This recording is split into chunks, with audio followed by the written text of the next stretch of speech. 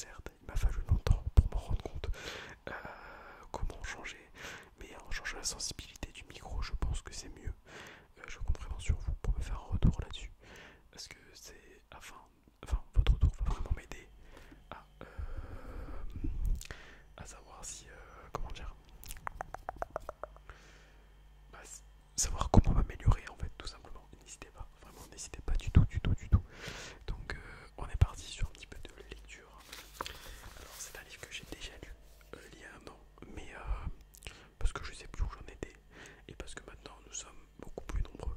On va reprendre du début. Voilà, on va lire, je pense, un chapitre ou deux, tout simplement. Et on va essayer de, je vais essayer de vous détendre par la même occasion. Donc le livre s'intitule Contes et légendes, Contes et légendes, la mythologie grecque. À savoir que c'est un livre que j'ai depuis la 6ème. Voilà, j'avais 11 ans, j'en ai 20. Voilà. Voilà, tout simplement. Donc, on va l'ouvrir. Alors ce que j'aime bien sur ce moment, alors j'aime beaucoup tout ce qui touche à la mythologie, c'est qu'on a vraiment une cartographie de tout. Voilà, c'est avec ses sœurs et tout ça. Tout en fait. Gaïa, l'arrière-grand-père, Gao, enfin bref, en fait. Donc on va être parti, on va prendre la première page. Et le premier chapitre s'intitule Un monde chaotique. Je vous préviens d'avance, je suis dyslexique et dysorthographique. Enfin, je suis dyslexique, donc il est possible que je bute sur certains mots. Je vais essayer de faire en sorte que ça se voit le moins possible et que ça soit le plus audible pour vous. Voilà, donc je vous prie de m'excuser si ma lecture n'est pas parfaite. Voilà. Chapitre 1. La création du monde. À l'origine, rien n'avait de forme dans l'univers. Tout était confondu et on ne distinguait pas la terre du ciel ni de la mer. Cet abîme brumeux s'appelait le chaos. Combien de temps cela dura-t-il? On l'ignore encore. Une puissance mystérieuse, un dieu peut-être, s'en alla et entreprit d'y mettre de l'ordre. Il commença par rassembler de quoi façonner le disque terrestre, puis il le suspendit dans le vide. Au-dessus, il creusa la voûte céleste qu'il remplit d'air et de lumière. Des plaines verdoyantes s'étalèrent alors à la surface de la terre et des montagnes rocheuses se dressèrent au-dessus des vallées. Le flot des mers vint saturer le rivage. Obéissant au commandement divin, les eaux pénétrèrent dans les bassins pour former des étangs. Des torrents dévalèrent les bandes et des fleuves serpentèrent entre les talus. Ainsi furent créées les parties essentielles de notre monde. Elles n'étaient plus que leurs habitants. Les... Non, elles n'attendaient plus que leurs habitants. N'attendaient plus que leurs habitants. Les astres et les dieux allaient bientôt occuper le ciel, puis, dans les profonds marins, les poissons aussi luisants écailles, les poissons aux luisantes écailles élirent domicile. L'air serait réservé aux oiseaux et la terre à toutes les autres bêtes encore sauvages. Il fallait un couple de divinités pour engendrer de nouveaux dieux. Ce furent Ouranos, le ciel, et Gaïa, la terre, qui mirent au monde toute une ribambelle d'êtres étranges. Fin du chapitre 1. C'est vraiment les prémices. Chapitre 2. Ouranos et Gaïa. De leur union naquirent d'abord 6 garçons et 6 filles, les titans et les titanides, tous de nature divine comme leurs parents.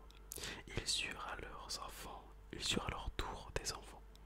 L'un d'eux, Hyperion, s'unit à sa sœur Theia, qui mit au monde Hélios, le soleil, et Sélénée, la lune, et aussi Éos, l'aurore. Un autre, Japet, épousa Clymène, une fille d'Océan. Elle lui donna 4 fils, dont Prométhée, la plus jeune des titans, Kranos, allait bientôt faire parler de lui. Le plus jeune des titans, Chronos, allait bientôt faire parler de lui. Excusez-moi, c'est dans le fait de lire. Déjà, ça fait longtemps que je n'ai pas lu, je vais pas vous mentir. Et le fait de lire, de lire en vidéo, ça me fait bizarre. La descendance d'Uranos et de Gaïa ne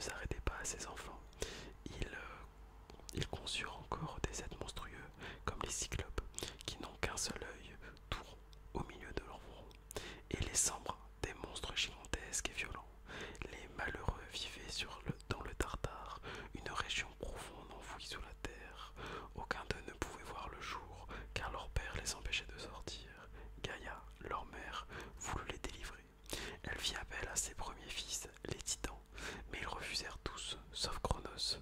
Tous deux conçurent un plan qui devait mettre fin au pouvoir tyrannique d'Uranos.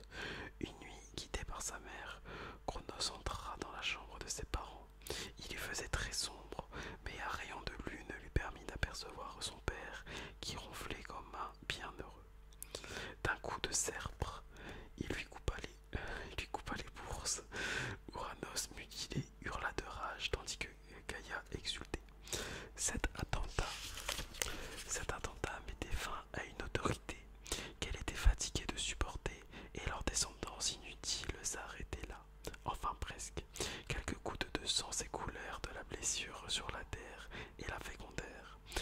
Elle donna alors naissance à des démons, les Érailles. Les Érailles sont des divinités infernales. Des Érailles et d'autres monstres, les géants, les nymphes et les méliades. Alors, en effet, dans ce type de livre, il y a beaucoup de mots qui sont un petit peu compliqués, voilà, de noms. Donc, si je bloque un peu, c'est parce que je sais pas vraiment comment les prononcer. Chapitre 3 sur Cronos. Vainqueur d'Uranos, son père, Cronos devint le maître tout-puissant de l'univers. Au lieu d'en faire profiter ses proches en délivrant ses frères, il préféra régner seul et les laissa enfermés dans les profondeurs de la terre. Sa mère, en colère, lui prédit sa fin. Toi aussi, mon enfant, tu seras chassé du trône par l'un de tes fils. Craignant que cette prophétie ne se réalise, Cronos trouva alors, comme son père, un moyen d'éliminer les enfants que lui donnait son épouse Rhea. Chaque fois qu'il en naissait un, il le dévorait. C'est ainsi qu'il engendra, puis absorba 5 nouveau-nés. Leur mère, désespérée, alla trouver Gaïa. Cher aïeul, j'ai besoin de ton aide. Ton fils fait disparaître tous les enfants que je porte. Un 6e vient de naître, c'est un garçon. Aide-moi à le sauver. Tu dois être plus rusée que lui, ma fille, lui répondit malicieusement Gaïa. Émaillote une pierre dans un linge et donne-lui le tout à la place du bébé. Il ne se méfiera pas et il l'avalera tout rond, comme les autres. La prophétie de Gaïa ne tarderait pas à s'accomplir. Ne tarderait donc pas à s'accomplir. Le bébé qu'elle venait de sauver, c'était Zeus, le jeune dieu. Le jeune dieu ravirait bientôt à son père le pouvoir absolu sur le monde. Je m'excuse pour ma lecture. Chapitre 4. Le combat de Zeus et le partage du monde. L'enfant fut élevé en cachette dans une grotte sur l'île de Crète. Rhea avait eu l'idée de confier son éducation aux curettes, des démons qui avaient coutume de danser en entrechoquant leurs armes. En effet, Rhea, soucieuse de protéger son fils, comptait sur le fracas du bronze pour recouvrir les vagissements du bébé. Entouré des nymphes du pays, l'enfant grandit, nourri du lait de la chèvre Ameldée et du miel que lui fournissaient les abeilles du mont Ida. Cet enfant sécrète se déroule. Cet enfant secrète se déroula se déroula harmonieusement sans que Cronos découvrit l'existence de son 6e fils. Devenu grand, Zeus songea à détrôner son père, mais il ne pouvait y parvenir seul. Il eut alors l'idée de lui faire avaler un breuvage pour l'obliger à recracher les enfants qu'il venait d'absorber. L'effet fut foudroyant. Ses frères libérés, Zeus put alors se lancer avec eux dans un dur combat contre Cronos et les titans. Après 10 ans de lutte, la guerre se suivait toujours. Gaïa décida de favoriser le camp de Zeus en lui révélant le contenu d'une ancienne prophétie. Tu ne pourras jamais venir à bout de l'armée de ton père sans l'aide des cyclopes et des êtres géants. Descends dans les profondeurs du Tartare où ils sont enfermés. Délivre-les et ils te donneront le tonnerre, l'éclair et la foudre. Zeus suivit ses conseils et fort de la puissance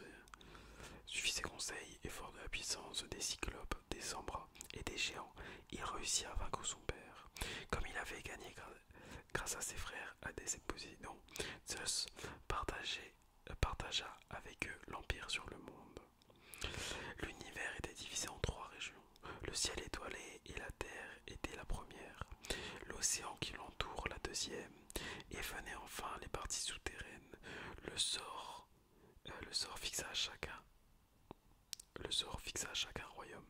Zeus reçut la partie lumineuse et terrestre. Ses armes symbolisaient la force céleste. Hadès échut la part souterraine où vont les morts. Il fut appelé à régner aux enfers sur le peuple des ombres. Poséidon, enfin, établit son pouvoir sur tous les éléments liquides, les mers et les fleuves qui sillonnaient la terre.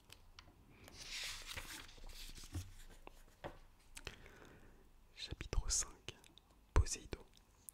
Le palais, le palais du dieu marin étincelait d'or dans les eaux profondes et calmes du Nil. Poséidon y vivait en compagnie de la reine Amphitrite. Il quittait parfois les fonds sablonneux. La mer s'ouvrait alors pour laisser passer son char. On voyait à ses côtés les nymphes et les monstres bondir d'allégresse. Ces déplacements n'étaient pas toujours de bon augure. Le dieu était assez irritable. Au plus fort de ses colères, il surgissait des flots en brandissant son trident.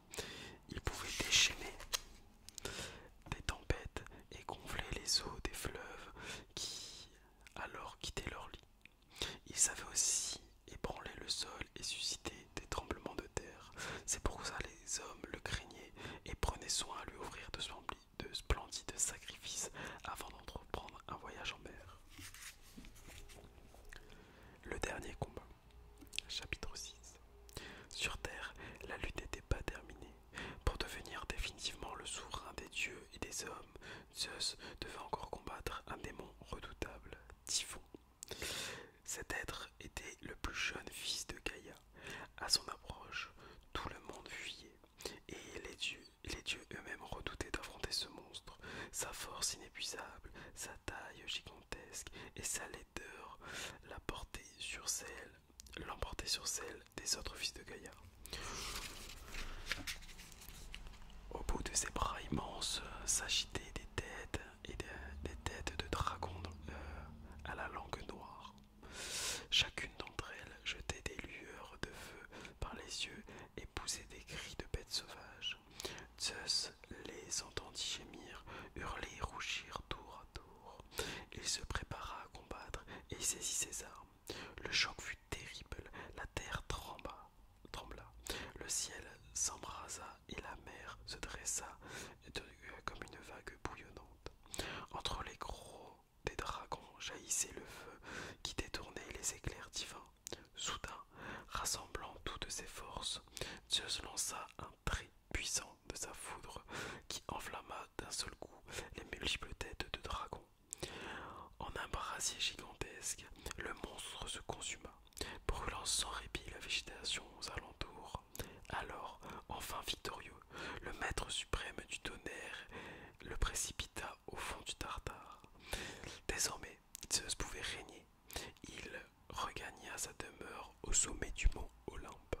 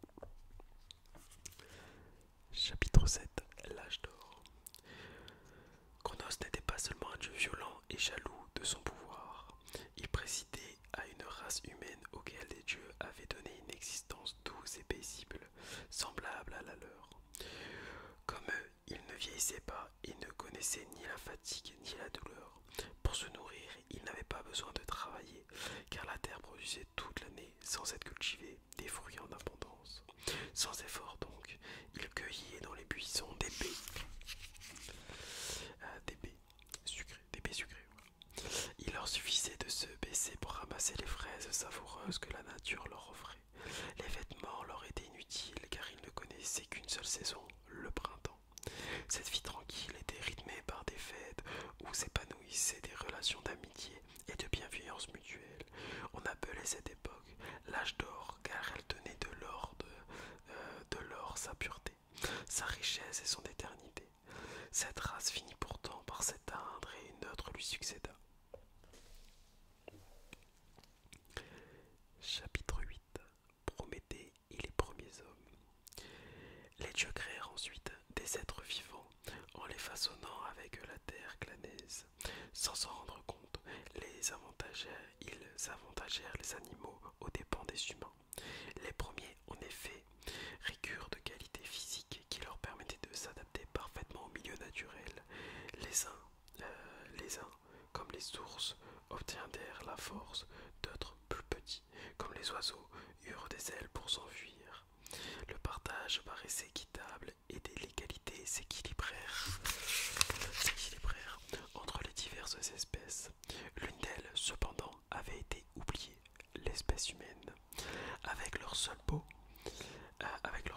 les hommes ne pouvaient supporter le froid et les bras nus n'étaient pas assez robustes pour combattre les bêtes sauvages. La race humaine était menacée de disparition. À ce spectacle, Prométhée, le fils du titan Japet, se prit de pitié pour les faibles mortels. Il savait que leur intelligence leur permettrait de se fabriquer des armes et de se construire des habits s'ils en avaient les moyens. Mais pour cela, il leur manquait un élément essentiel, le feu. Grâce à lui, ils pourraient durcir les pointes de leurs lances afin de les rendre plus résistantes et de se réchauffer dans leur foyer. Or, les dieux conservaient jalousement la précieuse flamme. Prométhée dut se faufiler discrètement dans la forge d'Héphaïstos, le dieu du feu, pour dérober la lueur qu'il porta chez les hommes en la dissimulant dans le creux d'une racine. Ce vol ne fut pas longtemps ignoré par Zeus. Dès qu'il aperçut l'éclat d'une flamme chez les mortels, le puissant souverain laissa éclater sa couleur. Il fit aussitôt le serment de se venger des hommes et de leur bienfaiteur Prométhée. Répondant à une ruse par une autre, il eut l'idée de fabriquer une créature d'un charme irrésistible qui causait le malheur des humains. Ainsi conçut-il avec de l'argile. Ainsi conçut-il avec de l'argile la première femme qu'il appela Pandora. Excusez-moi les filles, c'était pas prévu. Il bénéficia de l'aide d'Héphaïstos, qui la parra des bijoux les plus délicats, et de celle d'Athéna qui la vêtit d'un léger voile. Alors, on va reprendre. Il bénéficia de l'aide d'Héphaïstos, qui la parra des bijoux les plus délicats, et celle d'Athéna, qui la vêtit d'un léger voile retenu à la taille par une ceinture artistement ouvragée. Quand elle fut prête, Zeus l'envoya chez Épiméthée, le propre frère de Prométhée. Il connaissait sa naïveté et son impudence. Ne pouvant résister à l'attrait d'une si belle personne, Épiméthée oublia que son frère l'avait mis en garde contre les présents de Zeus. Il l'accueillit dans la maison et l'y installa. Pandora avait apporté avec elle une boîte qu'elle ne devait ouvrir sous aucun prétexte. Zeus lui avait expressément recommandé en la lui donnant. C'était encore une ruse, car il savait bien que la jeune femme essaierait d'en connaître un jour le contenu. Poussée par la curiosité, elle finit par ouvrir le coffret. Aussitôt, un vent de malheur en sortit précipitamment. Effrayée, Pandora vit passer le visage grimaçant de la cruauté et le sourire malin de la tromperie. Elle entendit hurler les plaintes des miséreux et des souffrants. D'autres malheurs commençaient ainsi à se répandre dans le vaste monde quand elle découvrit sa tragique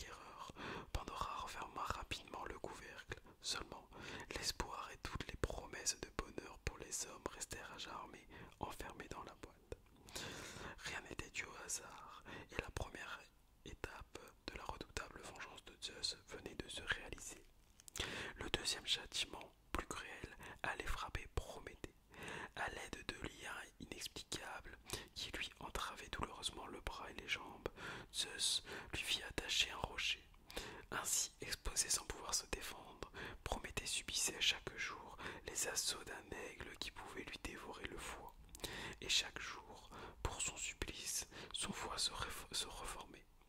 En échange d'un bienfait, Prométhée reçut donc un terrible châtiment.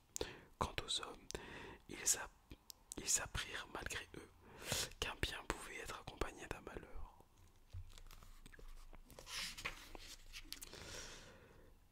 Hop. Donc on a fini la première partie, donc je pense que c'est un livre en plusieurs parties. Voilà. Donc là après on va arriver à la partie 2, chapitre 3. Je pense que c'est comme ça que ça marche. Ça sera les dieux de l'Olympe. Sur ce, j'espère que ça vous a plu. J'espère que ça a resté quand même audible malgré le fait d'avoir baissé le son. Malgré le fait que je suis dyslexique également. J'ai en effet buté sur certains mots, je m'en excuse encore une fois. J'espère que ceci était relaxant et que vous avez pu passer un bon moment. Potentiellement vous êtes endormi ou relaxé, ça serait mieux. N'hésitez pas vraiment à me faire un retour sur la sensibilité